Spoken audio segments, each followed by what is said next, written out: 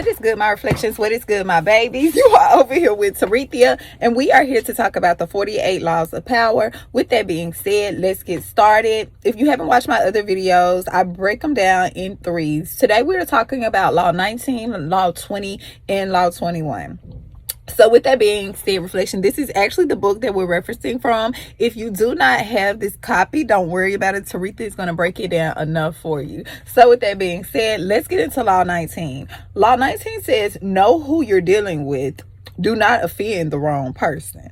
Okay, there are many different kinds of people in the world, and you can never assume that everyone will react to your strategies in the same way. Deceive or outmaneuver some people, and they will spend the rest of their lives seeking revenge.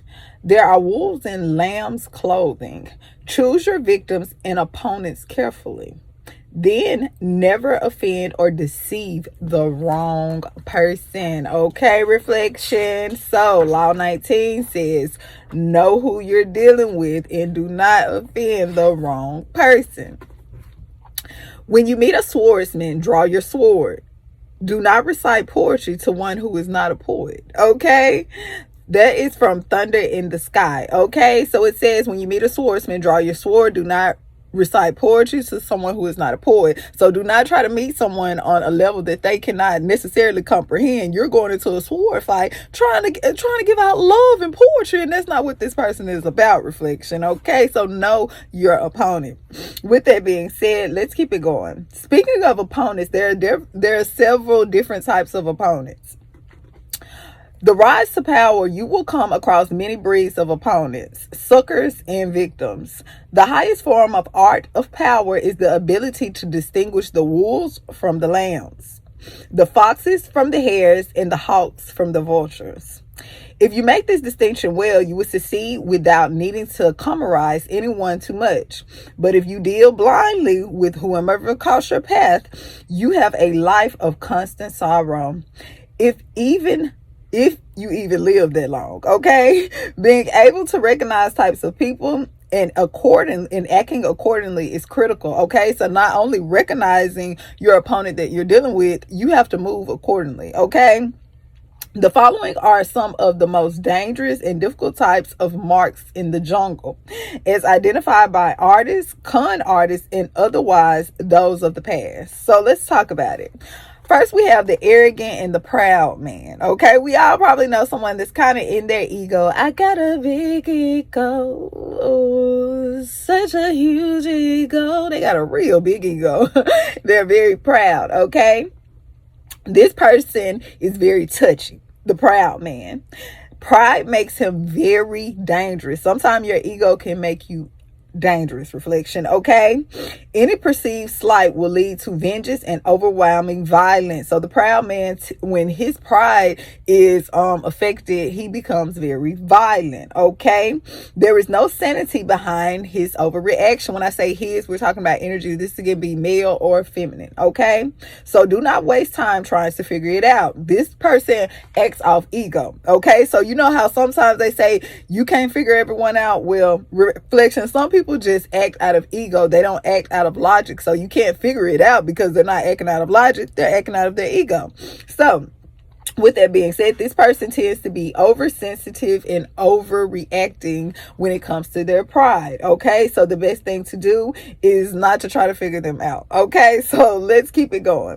Next, we have the hopeless, insecure one. Okay, this person is proud and very arrogant. Okay, but they're less violent and they're harder to spot. Their ego is fragile and they have a sense of self-insecurity. And sometimes they can even feel like they're deceiving others or they're being deceived themselves. This person will attack you in bites that will take forever to get to the big enough for you to notice. Okay, so this is the type of person, think of a person that's a leech. Okay, they don't always come and leech all of it at first. They take piece and piece and piece. They see how far they can go. Okay, and after they see they can go that far, they'll take another inch. What's that saying? If you give them an inch, they'll take a mile. Okay, this is this person right here. Do not stay around him or him or her, or they will nibble you to death. They're just going to keep taking a piece, taking a piece, taking a piece, taking a piece, till eventually there's no more left, but you're not going to notice it because they're taking it piece by piece. Okay, reflection, let's keep it going. Now we have Mr. Suspicion. Okay, this is another variant of the breeds above. This is the future Joe. He seems what he wants to see, usually the worst in other people, and imagines that everyone is out to get him. Okay, we all know somebody that think that everybody is out to get him. Reflection. Okay, so this is Mr. Suspicion. Mr. Suspicion is in fact the least dangerous though of the three. Okay, they're genuinely unbalanced. They are easy to deceive, and just as Joe himself or herself was constantly deceived, they play on suspicious nature to get their turn against other people, okay? But if you do become the target of this suspicion, beware, okay? So this person right here, they look for a motive in everything and everyone. Okay, they feel like everyone is always out to get them, and sometimes they can cloud the judgment of people that are not out to get you but are actually there for you. Okay, so we have the serpent with the long memory. We all know this type of person that don't forget nothing, so let's keep it going. If hurt or deceived, this person will show no anger on the surface. They will calculate and wait.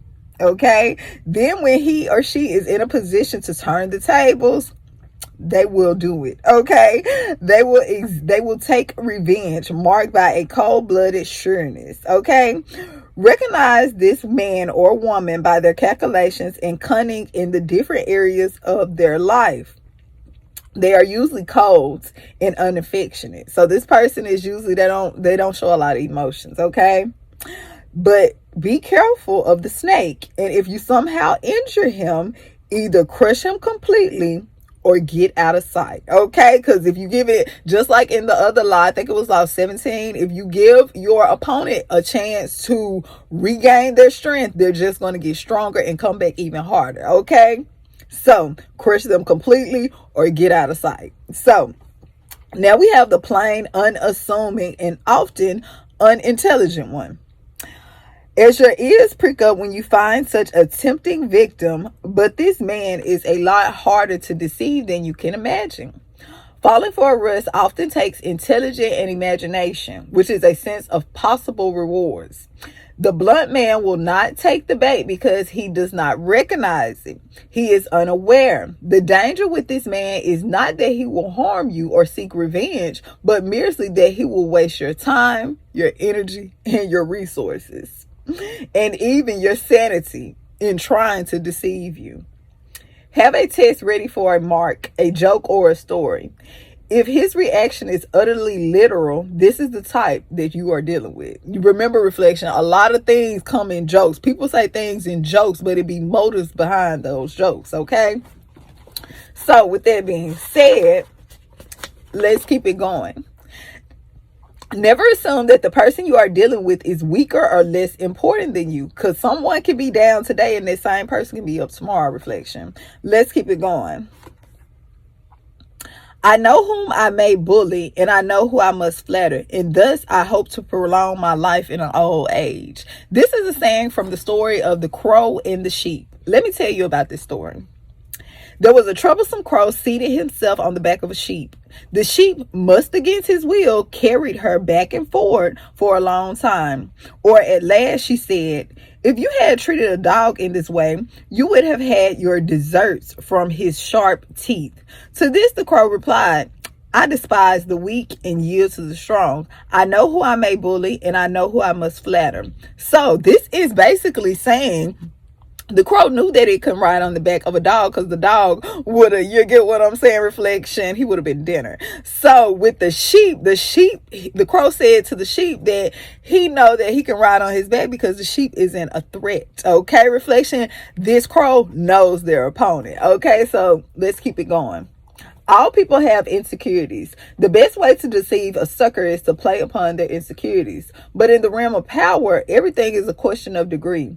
And the person who is decidedly more insecure than the average mortal presents great danger.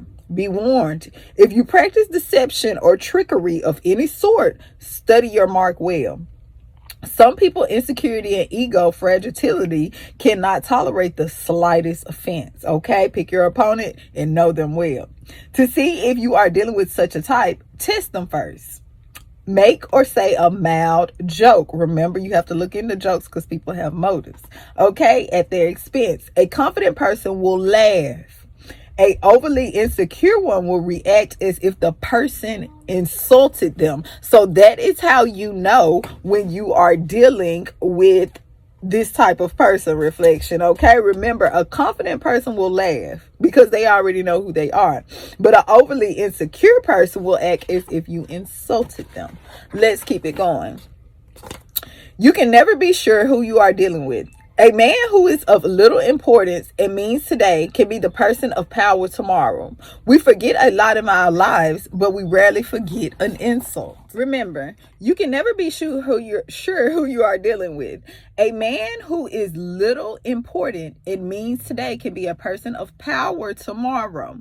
We forget a lot in our lives, but we rarely forget an insult. People forget their keys, they'll forget where they put, you get what I'm saying, their money, they'll forget this, they'll forget that, but what they don't forget is an insult, okay? So swallow the impulse to offend. Even if the other person seems weak, the satisfaction is meager compared to the danger that someday he or she will be in the position to hurt you, okay? So let's talk about Law 19, okay? Knowing who to offend and who not to. The ability to measure people and to know who you're dealing with is the most important skill of all in gathering and conserving power. Without it, you are blind. Not only will you offend the wrong person, you will choose the wrong types to work on, and you will think that you are flattering people when you are actually insulting them. Study people's weaknesses, their areas of both pride and insecurity. Know their ins and outs before you even decide whether or not to deal with them. 2 words of caution: judging and measuring your opponents. Never rely on your instincts. You make the greatest mistake of all if you rely on such inact indicators. Okay, sometimes your instincts are good, but in this particular case, it wouldn't be. Reflection, because you actually need to know that particular opponent if you're trying to meet an objective. Nothing can substitute for gathering concrete knowledge. Study and spy on your opponent for however long it takes. This will pay off in the long run. Second, never trust appearances. What they say, never judge a book by its cover. Anyone with a serpent's heart can use a show of kindness to cloak. A person who is blustery on the outside is often really a coward. Learn to see through appearances and their contradictions. Never trust the version that people give off as themselves, okay? Remember, the hunter, he does not lay the same trap for the wolf as he does the fox. He does not set the bait where no one will take it. He knows his prey thoroughly, its habits, its hideaways, and he hunts accordingly. Okay, reflection. With that being said, we are talking about Law 19. Learn to tell the lions from the lambs, or you'll pay the price. This law is to its fullest extent. It has no reversal. Do not bother looking for one. So this law right here, reflection, is a concrete law. This law right here is a very important law, especially when you're trying to achieve a certain objective. Okay, reflection. It's never good to go in assuming that you know your opponent. Get concrete evidence, okay?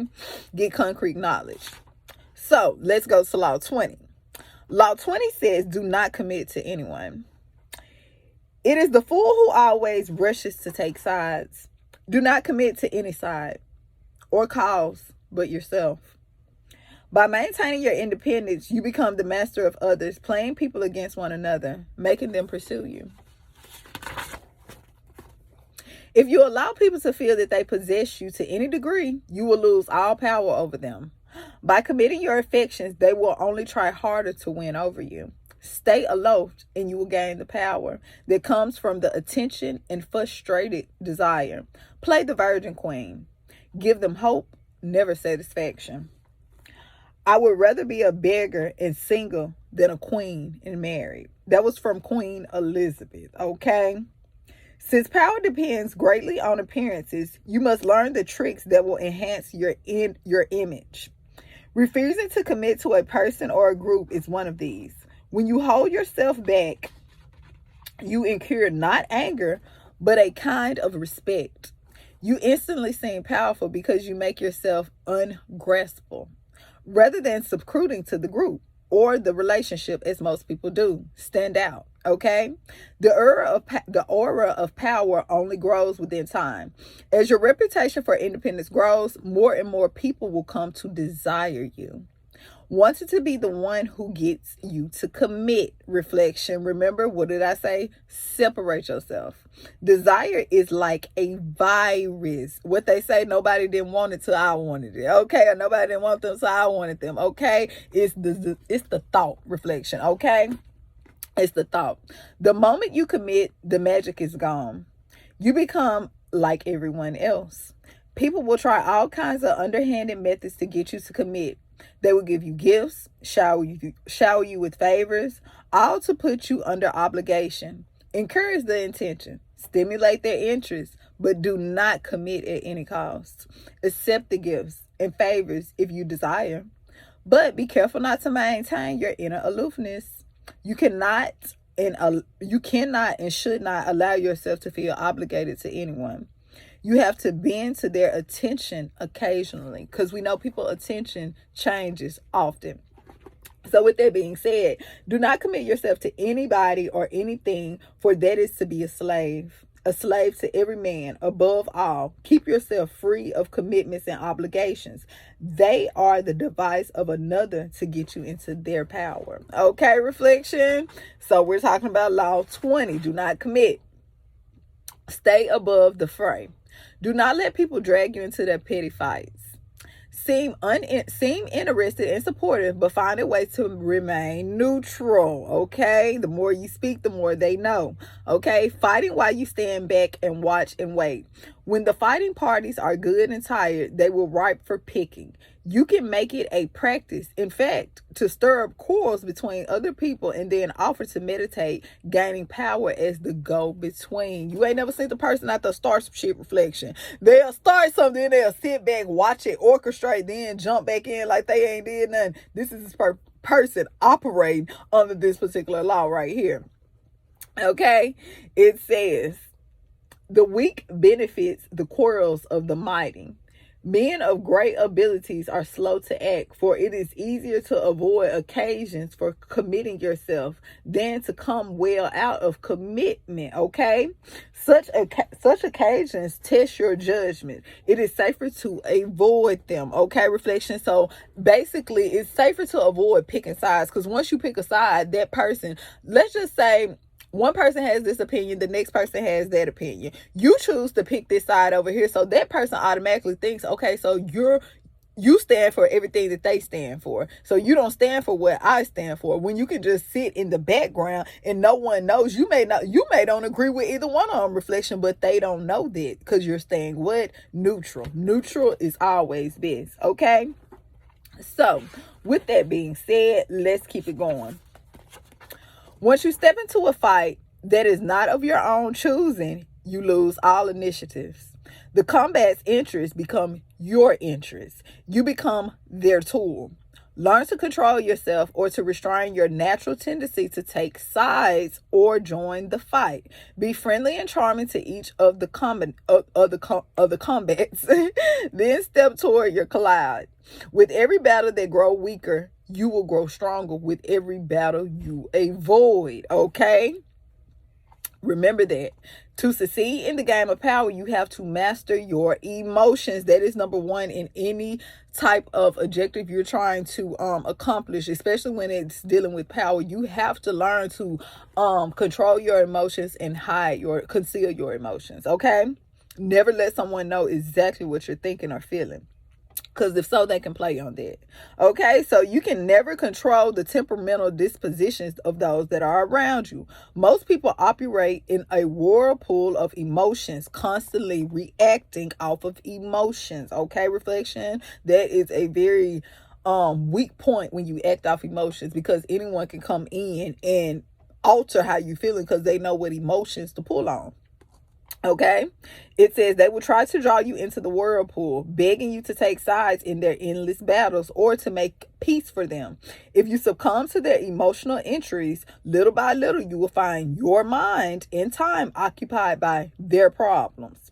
Do not allow whatever compensation and pity you possess to suck you in. You can never win this game. The conflicts only multiply. It'll start off with one problem. Next thing you know, reflection is this problem, that problem, this problem, that problem. Okay, so do not commit. So with that being said, let's talk about Law 21. Law 21 says, play a sucker to catch a sucker. Seem dumber than your mark. No one likes feeling stupider than the next person. The trick then is to make your victims feel smart. And not just smart, but smarter than you. Once convinced of this, they will never suspect that you have the ulterior motives. Okay? So reflection, let's get into this law. It says, given how important the idea of intelligence is to most people's vanity is the critical, never-ending insults to a person's brain power. This is an unforgivable sin. A person hates when you downplay their intelligence or their mind. Okay? Reassure people that they are more intelligent than you are. Even that you are a bit of a moron and you can run rings around them. The feeling of intelligent superiority will give them a disarm of their suspicion muscles. So when a person feels like that maybe they're smarter than you or they have more power than you, it lets their guard down. Where you never know, a person, when they feel like your competition, they're always on point, they're always on guard, they're always looking for certain things, which can slow down your motive. Let's keep it going. The opossum in Playing Dead, the possum plays stupid. Many a predator has therefore left it alone. Who could believe that such an ugly, unintelligent, nervous little creature could be capable of such deception? A possum, a possum can play dead. So a possum will sit there and play dead the whole time. It's not, you would think it's dead, and by the time you get around the corner, reflection, they up and moving and gone. Okay? Never judge a book by its cover. Know how to make use of stupidity. The wisest man plays his cards at times. There are occasions when the highest wisdom consists in appearing not to know. You must not be ignorant, but capable of playing it, okay? It is not much good being wise among fools and sane among lunatics. He who poses as a fool is not a fool. The best way to be well received by all is to clothe yourself in the skin of the dumbest brutalities, okay? To reveal the true nature of your intelligence, rely pays. You should go in the habit of downplaying it at all times, okay? So basically, reflection, showing your hand ahead of time, showing your hand in the beginning, showing your hand, especially when you just met, just starting out doing something and you're trying to achieve a particular objective. Reflection, it's never good to show your motives. It's never good to show your hand too soon, okay? Because sometimes it can cost you, because it'll put that person on guard. It'll put that person will feel intimidated, okay? So let's keep it going. Now, the reversal of this nature of your intelligence rarely pays. You should go in the habit of downplaying it at all times.